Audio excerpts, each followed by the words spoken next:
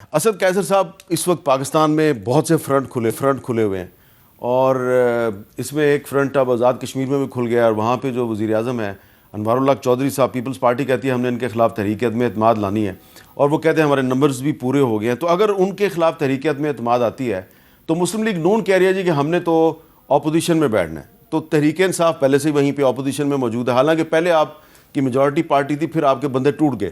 آپ کے تو بندے بہت ٹوٹتے ہیں ویسے تو، لیکن یہ بتائیں کہ اب وہاں پہ آپ اور مسلم لیگ نون مل کر اپوزیشن کر لیں گے آپ؟ دیکھیے مجھے افسوس ہے، میں چونکہ خود اس وقت جب یہ حکومت ہماری چینج ہو رہی تھی نا، تو میں گیا تھا ادھر، میں پر اس خٹک گئے تھے، اور اس وقت ہم نے اس کا حال دیکھا تو ہمیں پتہ چلا کہ اللہ معاف کرے کہ میں زیادہ نہیں بتاؤں گا کیونکہ پھر اور بھی چیزیں آ جائیں گی، لیکن یہ جو ادھر ریئیکشن ہوا ہے نا جوائنٹ ایکشن کمیٹی کا، تو واقعی اس جتنی بھی ادھر پارلیمنٹ میں بیٹھے ہیں ان کے اندر جو ہے ایک کیپیسٹی اور کیپیبلٹی نہیں ہے کہ عوام کی نمائندگی کر سکے۔ جو ہمارے لوگ ہیں، میں اس کو اپریشیٹ اس لیے کرتا ہوں کہ انہوں نے جو 4 لوگ ہیں انہوں نے جرت بھی دکھائی، ہمت بھی دکھائی، اور جتنی آفرز ہوئی سب کو ٹکرایا ہے۔ باقی پیپل پارٹی کس قسم کی حکومت بنانا چاہتی ہے؟ یعنی ان لوگوں سے جو 3 دفعہ لوٹے ہوئے ہیں، مطلب ایک دفعہ نہیں، مسلسل، اور اس کے پاس اور اقتدار کے علاوہ کوئی چیز نہیں ہے، بس اس کو کوئی چیز دکھانی چاہیے۔ اور پیپل پارٹی جو ہے نا، اصل میں منظور صاحب، میں ایک بات جو میں فیلڈ میں بھی دیکھتا ہوں کہ پولیٹیکل پارٹیز جو ہے نا وہ بالکل اس وقت فارغ ہو چکی ہیں، اور عوام سے اس کا تعلق ختم ہو گیا ہے۔ یعنی پیپل پارٹی جو سب سے بڑی پولیٹیکل پارٹی تھی، جو بینظیر کی پارٹی تھی، بینظیر بھٹو کی ایک بہادر خاتون تھی جس نے مطلب اس سخت حالات میں بھی پاکستان میں آنا مطلب کیا، اور اپنے والد کے لیے جو اسٹرگل کی، یا اس کے والد جو اس کی بہت بڑی کنٹریبیوشن ہے جو 1973 آئین دیا، وہ پیپل پارٹی تو دفن ہو چکی ہے، وہ تو ختم ہے۔ ابھی مطلب ہے کہ وہ لوگ بیٹھے ہیں جو اقتدار اور اس کے لیے، اور وہ اقتدار کے لیے سودے کرتے ہیں، تو عوام کا نہ پیپل پارٹی کے اندر انٹرسٹ رہا، نہ مسلم لیگ کے اندر انٹرسٹ رہا۔ اور ابھی میں گارنٹی سے کہتا ہوں، یقین جانے، میں جو کہتا ہوں میں بلیو کرتا ہوں کہ آپ فری اینڈ فیئر الیکشن کروائیں، ان کو کہیں ایک جگہ بھی سیٹ نہیں ملے گی۔ مطلب اس کے پاس کوئی پروگرام نہیں ہے صرف اپنی ذاتی مفاد کے علاوہ۔ میں کہتا ہوں کہ پی ٹی آئی جو ہے نا، عمران خان، وہ جو بھی ہے اس کی ہم سے غلطیاں بھی ہو چکی ہوں گی، لیکن اس وقت وہ ایک ریزیلینس اس نے جو دکھائی ہے، جتنا اس نے ریزسٹنس کر دیا ہے، اور جس طرح وہ کر رہا ہے، تو آئندہ کے لیے جب بھی الیکشن ہوگا تو پورے پاکستان میں، اگر آپ برا نہ منائیں تو اردو میں ایک محاورہ ہے، بلی کو چھچھڑوں کے خواب۔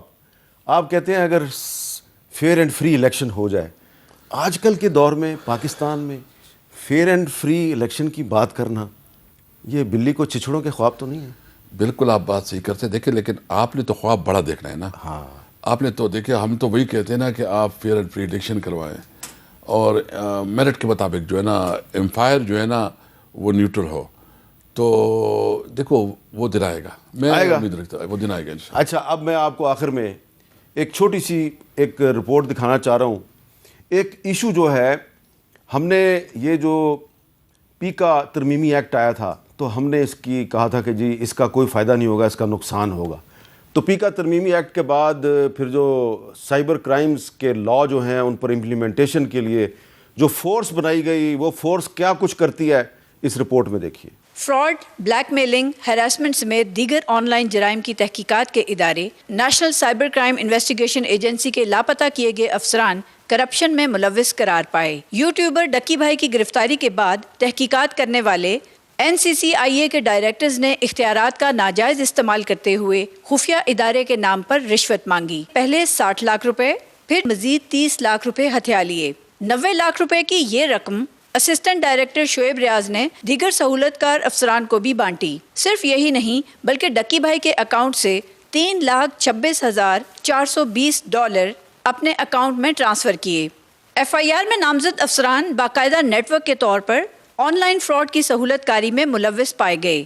کرپشن پر زیرو ٹالرنس کا اعلان کرنے والے خود اس گھنونے دھندے کا اہم کردار نکلے۔ اسلام آباد سے 14 اکتوبر کو گن پوائنٹ پر اٹھائے گئے اسسٹنٹ ڈائریکٹر محمد عثمان تاحال بازیاب نہ ہو سکے۔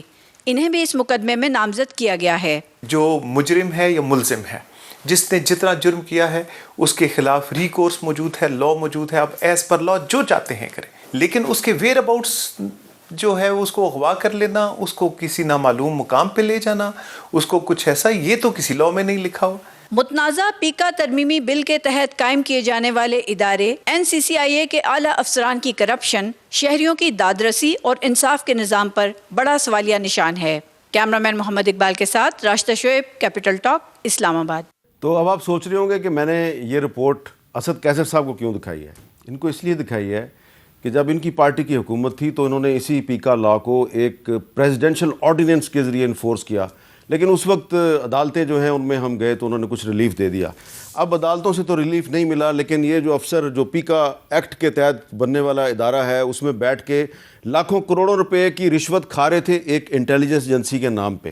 اگر آپ کی حکومت کبھی آ گئی، ایک دفعہ پھر میں آپ کو چھچھڑوں کے خواب دکھا رہا ہوں، تو کیا آپ اس پیکا ایکٹ کو ریورس کریں گے؟